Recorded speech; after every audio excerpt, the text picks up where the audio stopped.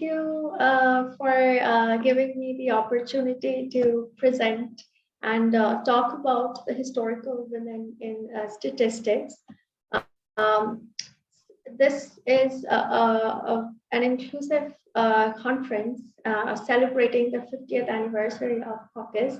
And the best tribute I think we can pay to the pioneering female statisticians over the last century is to talk about their lives, their inspirations, the different the struggles they went through, their inspiring journey, which I think will inspire lots of young female and male statisticians to come over the several years in the next few generations. I'll start by sharing my screen.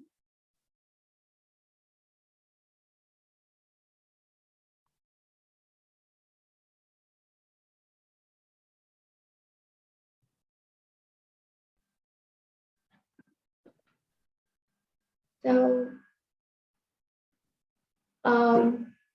the moment we look at these photographs, I think we all immediately know who this is. She's the famous lady with the lamp, the pioneering nurse and the front runner of modern nursing, the great Florence Nightingale. But little do we know that this lady with the lamp is the lady with a data, a lady who conducted pioneering and brave work as a statistician, specifically as a graphical statistician in a time when women were a rare presence in these fields. Florence Nightingale did groundbreaking work in data visualization, which actually continues to be an influence to this day during the Crimean War. And with that, she was able to save lives of thousands of soldiers at that time. And till date, she is regarded as one of the most prominent statisticians in history. So when Florence Nightingale arrived at the British military hospital in Turkey in 1856, actually the mortality rate was very high. Nothing was in order in the hospital. There was no proper record of admissions or medical deaths going on in the hospital. So she established the much needed order and method within the hospitals, the systems, the statistical record, and the administration. Then she collected a lot of new data, supplemental data, which provided her better insights into the conditions of the hospitals. So she learned, in the process, she learned that the high mortality in the hospital is not due to war casualties. Rather, the main culprit, the main villain, is poor sanitary practices inside the hospital.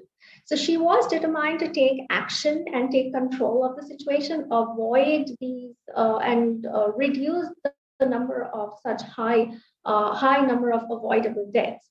So by using her methods of applied statistics, she made a case for eliminating the poor sanitary practices in the hospital, the unsafe and unhealthy environment in hospital. I think in modern times, probably we would have said like hospital-acquired infection. So she prevented all of those and reduced the number of these unavoidable deaths of the war. The wars from in the soldiers through her unique technique. She was one of the pioneers of data visualization. Her notes and records are filled with tables and diagrams. And this is hundreds of years before Adobe Creative Cloud came into the market and before we all knew about this term called infographics. So it was actually Florence Nightingale who made data look beautiful, or probably she was the first one to make data look so beautiful. And this is one of her groundbreaking work in graphical statistics, which we call as the rose diagram or the Cox-Comb diagram. So this is one of her most famous design. We can all see, this is very similar to the pie chart, but a little more detailed and a little more intricate. So in a pie chart, the size of the pies, the slices of the pie represent a proportion of the entire data. But in a Cox-Combe diagram, the length, which is the length which the slice extends radially from the center, represents the first layer of data. This specific organization of her chart allowed her to represent more complex information layered in a single space. So in her Cox-Combe diagram, through her Cox-Combe diagrams during the Crimean War, the chart was divided evenly into 12 slices, representing the 12 months of a year. The shaded area of each month's slice is proportional to death rate of that month.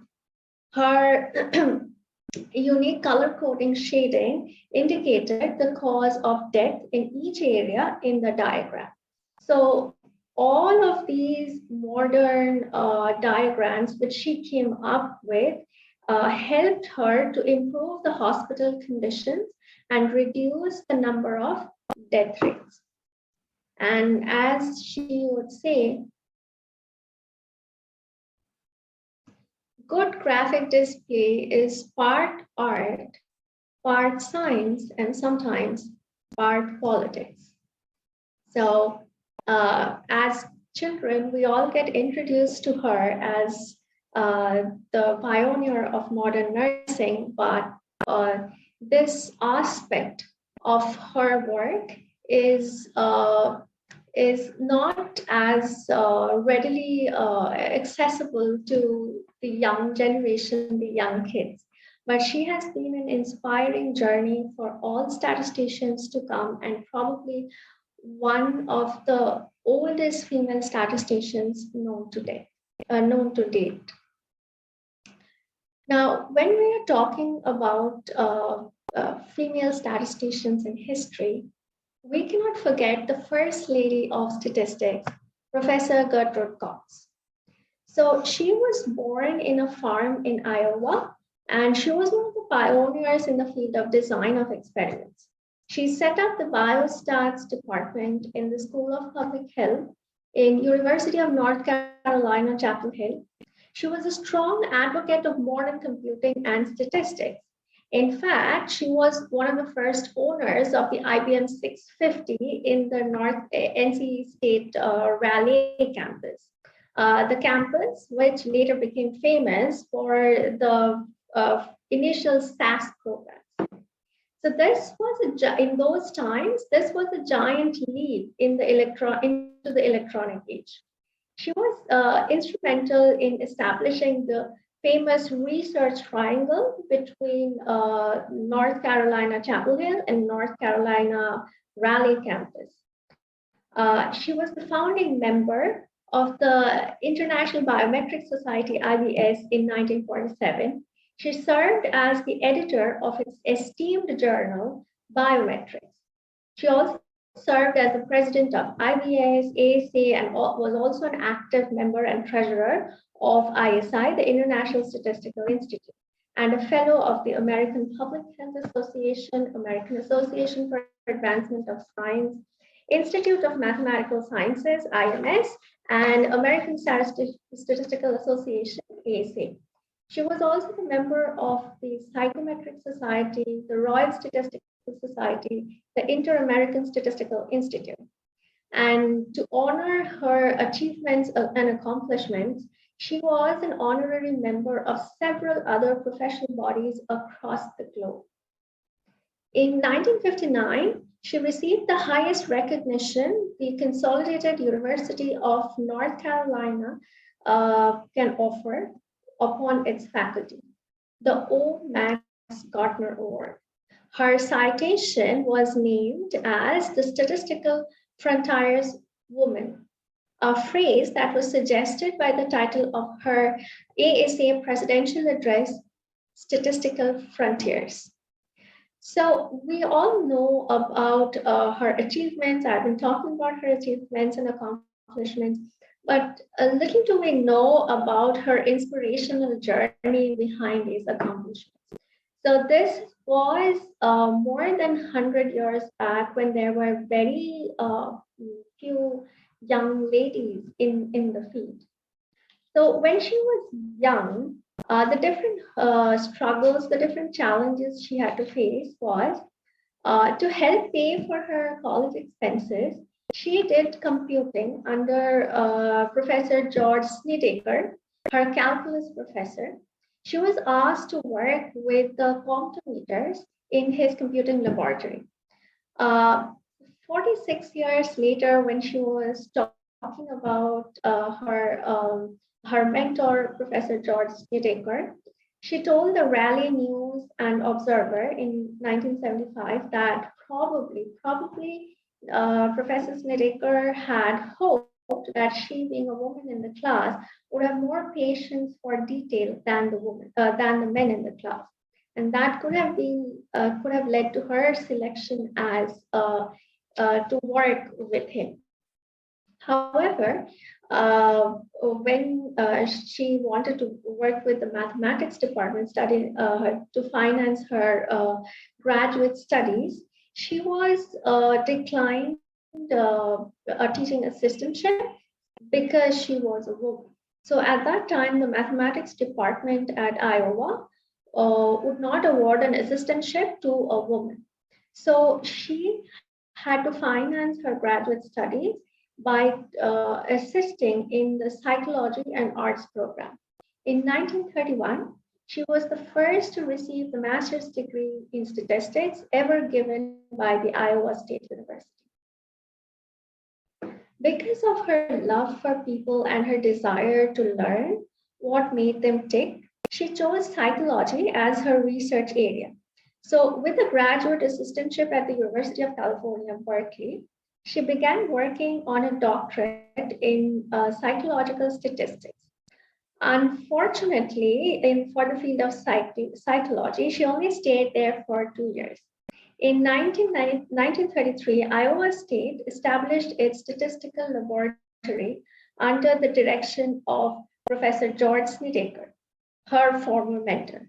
He persuaded her to return back to Iowa to help him.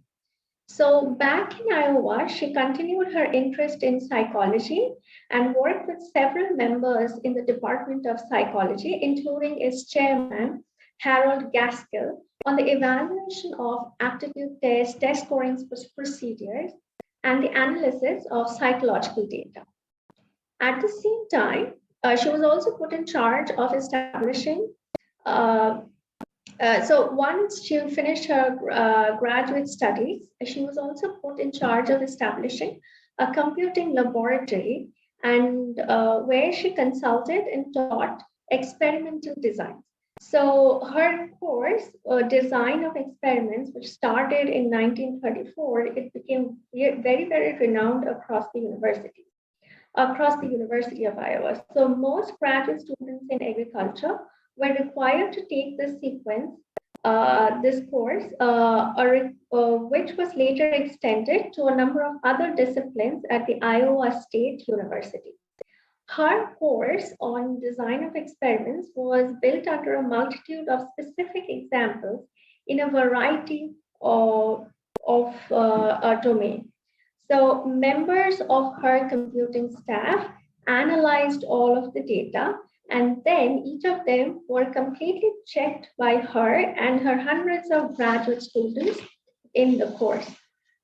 Her course, which was originally taught as mimeographed materials, was later published as a book in 1950, which was written in collaboration with W.C. Cochran. A few years later, in 1940, Professor Snedeker was asked to recommend candidates to the new Department of Experimental Statistics in the North Carolina State College. So this was an interesting story. So she couldn't find her name on the list of the all-male list that was put by Professor Snedeker to the North Carolina State College. So she asked, why didn't you put my name on the list? Then Professor Snedeker showed her the letter, which was an all-male list of candidates, and her name was added to the accompanying letter in the following postscript. If you would consider a woman for this position, I would recommend Gertrude Cox of my staff. This note was to have far-reaching consequences in the history of statistics, because not only was she considered, she was selected for this position.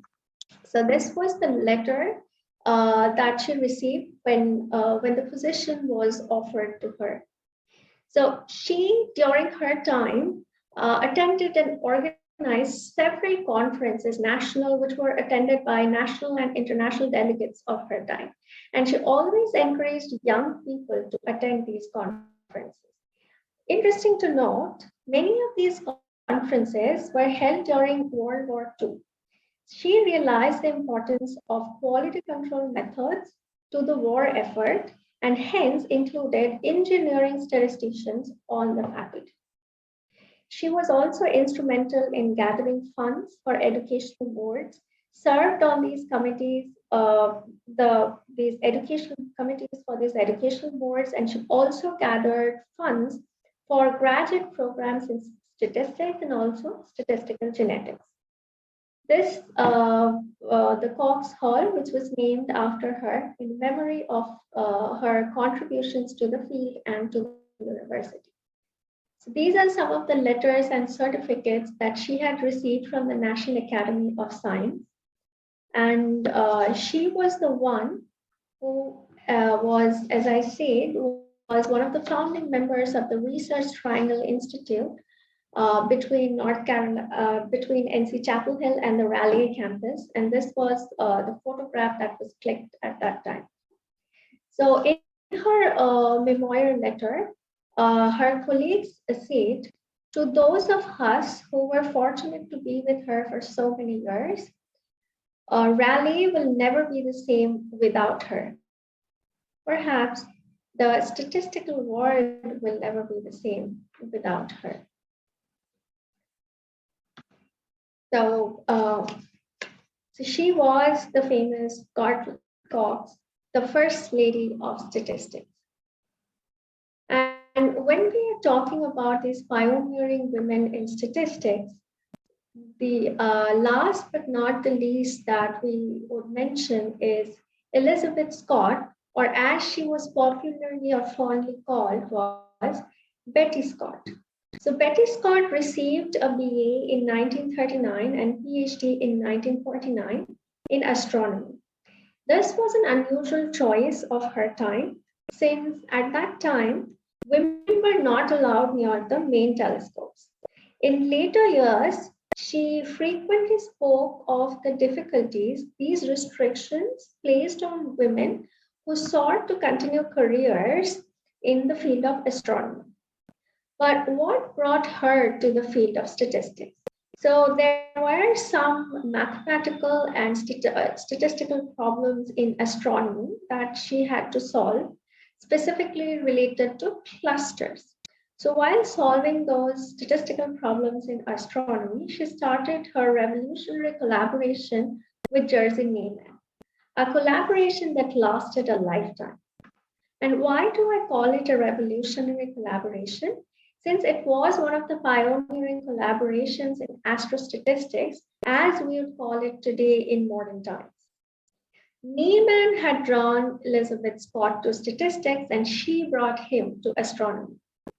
So in addition to her groundbreaking research in astronomy, which continued throughout her life, she soon became an important contributor in statistics as well. During World War II, she was employed at a statistical laboratory that Neyman had just started at Berkeley. This was for her war work, mostly concerned with improving the precision of air bombing. But through it, she also continued her collaboration with Neyman, which, as I said, lasted until his death in 1981. And they covered a wide variety of research topics and explored different domains. Her first published statistical paper in 1948, jointly with Neyman, was about the strange behavior of maximum likelihood estimates under circumstances where one observes independent pairs for independent observation. The means are the same for each pair, but they vary from pair to pair. They show that the MLE is actually one half of what any reasonable estimate should be. Of course, this was a bit of a shock to the statistical community, which used to think that the MLE is almost always well behaved and one of the best possible estimators. Her collaboration with Neyman went on, as I say, till his death, and it extended to a number of different subjects. And besides the distribution of galaxies, the statistical problems in astronomy that they were solving. So one of them that I will be mentioning today is on weather modification, cloud seeding. So this started in 1952.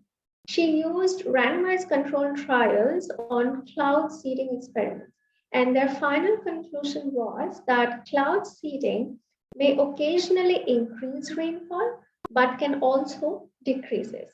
So, which was unknown till that time.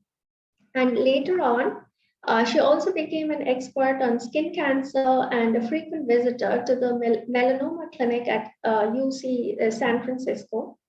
So this started while she was advising on a study of ozone depletion and its possible effects, in particular on possible increase in skin cancer. A committee of the National Academy of Sciences have been attempting to study the problem.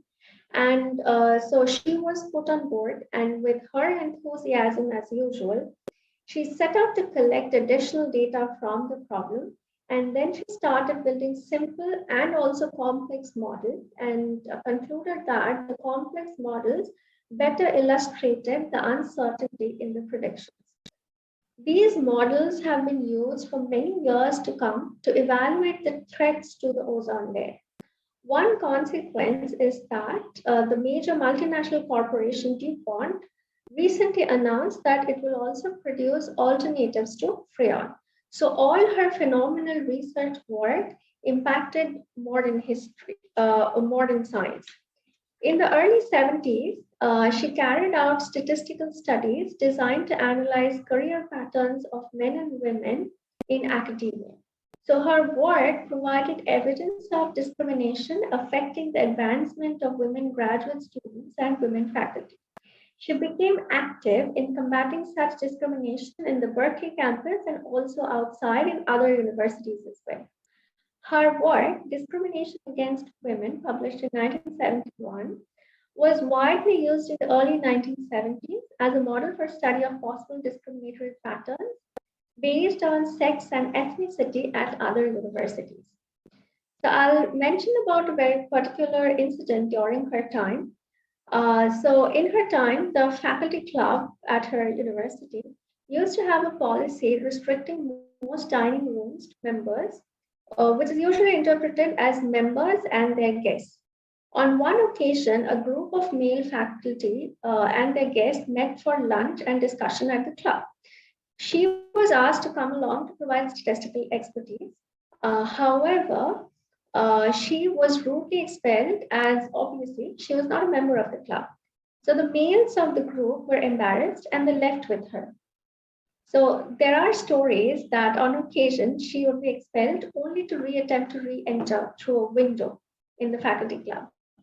We don't know whether she succeeded or not, but it was certainly done by other women faculty members.